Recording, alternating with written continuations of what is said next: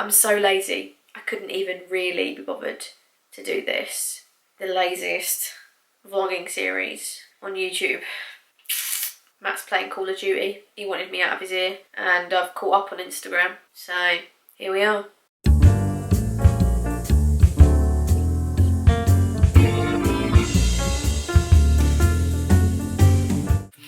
I am absolutely starving. I've had lunch. I'm a 3 meals a day kind of girl. And then some. Like many people, I've been trying to, you know, keep in shape during lockdown. I've been exercising a lot more than I normally would. We're not really travelling about as much as we normally would, so it's easy to put on a few pounds and get a bit unfit. So I've been trying to manage that by exercising a lot more. Not that there's anything wrong with gaining weight, of course. It's absolutely fine to gain lockdown weight. We have to be very careful now. What with Adele and everything, everyone losing their minds. Not allowed to say she's big or small or lost weight or gained weight or anything. Quite rightfully so. It's her body. It's up to her what she does with it, and it doesn't really matter what any of us think. But everyone kind of lost their minds over it, probably because it's lockdown. There's not much else to talk about. Everyone sort of went mental on Twitter, jumping on each other. You can't say this, you can't say that. It's interesting, whenever these sort of things happen, all I see on my feed, and maybe it's just the liberal types that I follow, being quite a liberal thinker myself, all I see whenever there's any controversy, shitstorm, is people like moaning about other people moaning. You can't say this about this. So for instance, with the Adele thing, all I saw was people going, how dare you say that now Adele looks gorgeous? She's always been gorgeous. How dare you say that now she's valid because she's lost weight?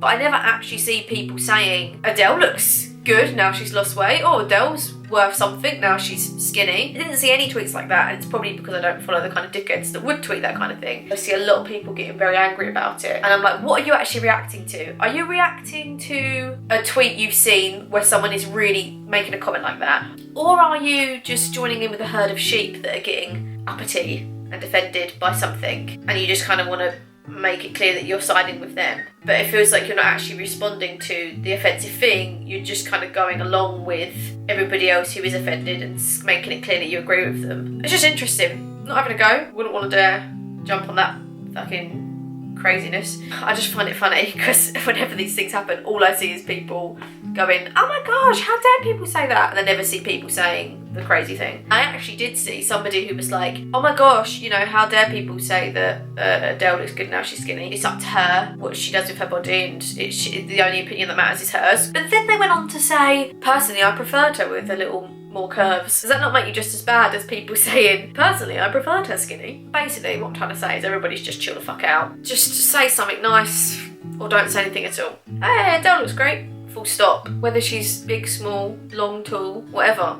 Obviously I agree with them that, you know, you shouldn't validate people based on their weight. 100% agree with that, because obviously that creates all kind of crazy standards for particularly women to keep up with, which, you know, I don't want to have to try and keep up with. I'm really enjoying the fact that everybody's kind of embracing this sort of body positivity thing, and it makes me feel really good when I go on social media and I see people being like posing in their underwear when they've got cellulite or they're not, you know, stick thin and stuff. It does make me feel good, you know. It's been really nice to see, and I sort of wish that was around when I was 16 or something, because I think that would have been really nice. You know, you see people like Lizzo or Body Pussy Panda like dancing around in their knickers, and it is uplifting. It really is. Yeah, it makes me feel better and less worried about trying to keep up with some weird stick thin ideal body image, which is fine as well, obviously. Oh my god, this is exhausting. Should have spoke about this. It's alright to be fat, it's alright to be thin.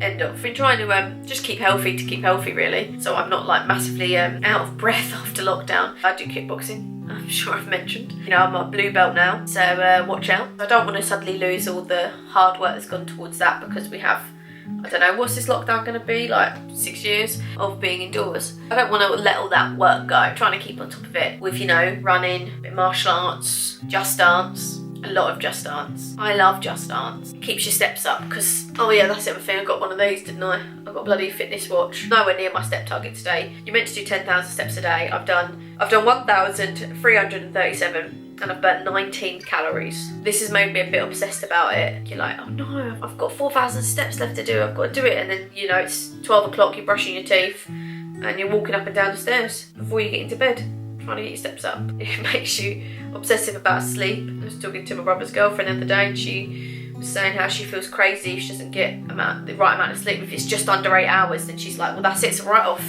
I've not got enough sleep. That's it, day's ruined. I feel that. Trying to keep in shape. I find it very hard to control my diet and not eat rubbish all day long. Really love chocolate. I gave up chocolate for like all of March and it was so hard. I was trying to do it for Lent, but eventually I broke it because it was like lockdown. The world was going crazy and I had a really bad period. So I was like, I'm gonna need some chocolate to get through this. So I broke it. When I say I broke it, I don't mean like, oh, I had like a little Kit Kat. No, I broke it. Easter eggs, Kinder Buenos, cream eggs, a massive haul of chocolate, and it was glorious. I'm not wanting to give that up. I like a chocolate bar. I like a biscuit. So my way of countering that is just to do a bit more Just Dance. That's my philosophy. Eat what you like, do a bit of Just Dance. I've got the ultimate diet plan. Eat your heart out, Joe Wicks. Hope you enjoyed this. I hope my mum and her work friends have enjoyed this, because that seems to be my main sort of target market. Sarah, Bonnie, Kath. Hope you're enjoying. Until next time, guys, I've been Vicky, and this has been Dressing Gown Diaries. Right, now I need a snack.